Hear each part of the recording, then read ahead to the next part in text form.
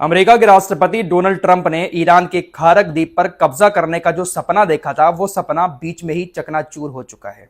Wall street journal की report सामने आई है जिसमें यह बताया गया है कि अमेरिका की सेना ने खारक द्वीप पर कब्जा करने का जो प्लान था वो ये कहते हुए खारिज कर दिया कि ये तो हमारे लिए बहुत ईजी टारगेट है, इसको तो हम कभी भी हासिल कर सकते हैं, लिहाजा अभी हम यहां पर कोई ऑपरेशन नहीं चलाएंगे। जब अंगूर नहीं मिले तो लोमड़ी ने कह दिया कि अंगूर खट्टे हैं। दरअसल पूरा मामला यह है कि ईरान का ये जो खारक द्वीप है यहां पर सबसे ज्यादा तेल है। ईरान जो तेल बेचता है पूरी दुनिया को, इसी खारक द्वीप से सबसे ज्यादा तेल निकालता है। अमेरिका के राष्ट्रपति डोनाल्ड ट्रंप का इरादा यह था कि इस खारक द्वीप पर हम कब्जा कर लें और फिर हम यहां से तेल निकालें। अब खारक द्वीप पर कब्जा ऊपर से हवाई हमले करके तो नहीं किया जा सकता। खारक द्वीप पर कब्जा करने के लिए अमेरिका को अपनी सेना जमीन पर उतारनी पड़ती।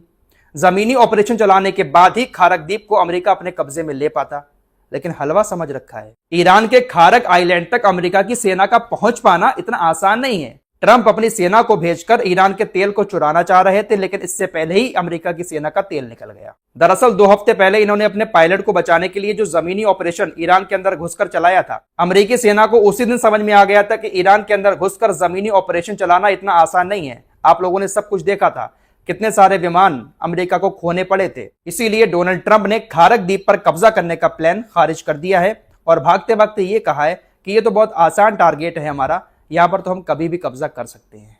ऊपर से बम गिराना बहुत आसान है दोस्तों, लेकिन जमीनी ऑपरेशन चलाकर किसी की जगह पर कब्जा करना, अच्छों का तेल निकल जाता है। और वो भी ईरान जैसा एरिया, चप्पे चप्पे पर ईरान की सेना तैनात है। घुस के तो देखें ये लोग, तेल निकालने से पहले ही इनका तेल निकल जाएगा। फिलहाल ईरान खारक आइलैंड से बहुत ज्यादा तेल निकाल रहा है और लगातार ईरान के जहाज इधर उधर तेल लेकर जा भी रहे हैं।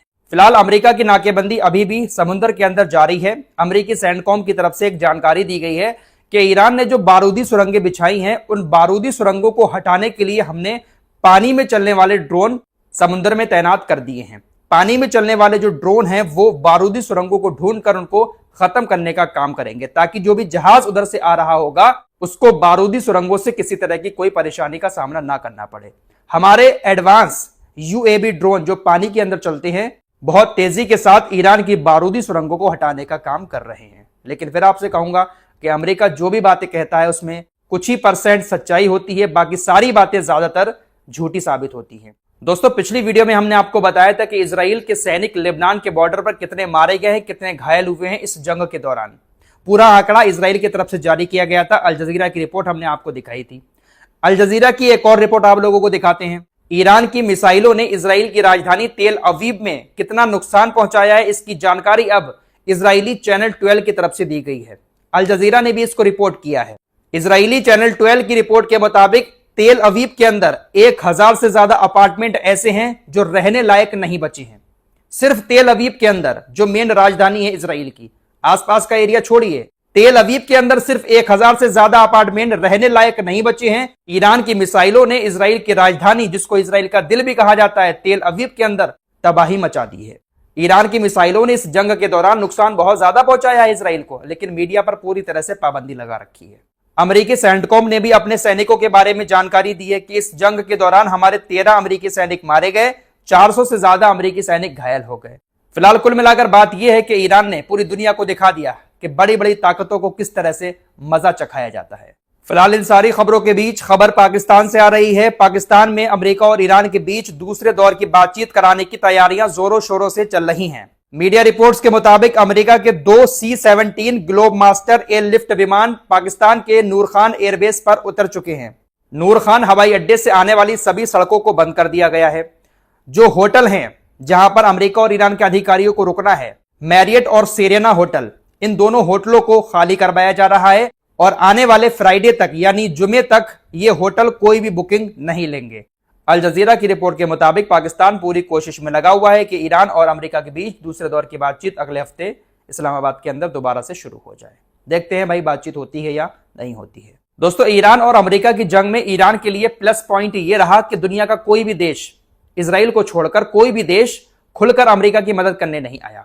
पहले जो जंगें होती थी उसमें तमाम यूरोपीय देश अमेरिका के बुलाने पर आ जाते थे। इस बार अमेरिका अकेला रह गया और अकेले अमेरिका किसी को भी कहीं पर भी हरा नहीं सकता।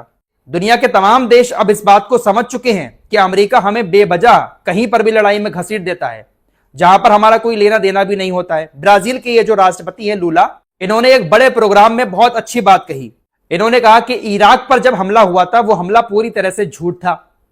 सद्दाम हुसैन के पास जो खतरनाक हथियार बताए गए थे, आखिर वो हथियार हैं कहां, जिसका हवाला देकर इराक के ऊपर अमेरिका ने तमाम यूरोपीय देशों के साथ मिलकर हमला किया था। वो हथियार कहां हैं? किसी को आज तक वो खतरनाक हथियार मिले क्यों नहीं? लीबिया के अंदर फ्रांस और इंग्लैंड का हमला एक और झूठ था, जिसने हमारे इतिहास में उस मोड़ पर भारी नुकसान पहुंचाया। गाजा में इजराइल की तरफ से किया गया हमला और नरसंहार एक और बहुत बड़ा झूठ है। और अब इजराइल द्वारा लेबनान पर बमबारी किस बहाने से हो रही है? और अब अमेरिका की तरफ से ईरान पर हमला किस बहाने से? ये तमाम सवाल ब्राजील के राष्ट्रपति लूला की तरफ से खड़े किए गए हैं। किस बहाने से आप हमला कर रहे हैं? इराक को तो आपने यह कहकर तबाह कर दिया, सद्दाम हुसैन को मार दिया कि खतरनाक हथियार बना रहा है, दुनिया के लिए खतरा है, तमाम लोगों को यह मार देगा। यूरोपीय देश बहकावे में आकर हमला करना शुरू कर देते हैं। लेकिन अब यूरोपीय देश समझ चुके हैं कि अगर ईरान बना रहा है हथियार तो बनाने दो। यूरोप इतनी दूर बैठा हुआ है, क्या ही खतरा होगा यूरोप को? कितने सारे देशों के पास तो परमाणु हथियार हैं, अमेरिका खुद लिए बैठा हुआ है और दूसरों को रोक रहा है। ईरान के लिए प्लस पॉइंट यही रहा कि कोई भी देश अमेरिका के साथ इस जंग में शामिल नहीं हुआ। फिलहाल ईरानी पुलिस को एक बड़ी कामयाबी ईरान के अंदर मिली है। अमेरिका और ईरान के एक जासूसी नेटवर्क का भंडाफोड़ करते हुए 4 लोगों को गिरफ्तार किया है।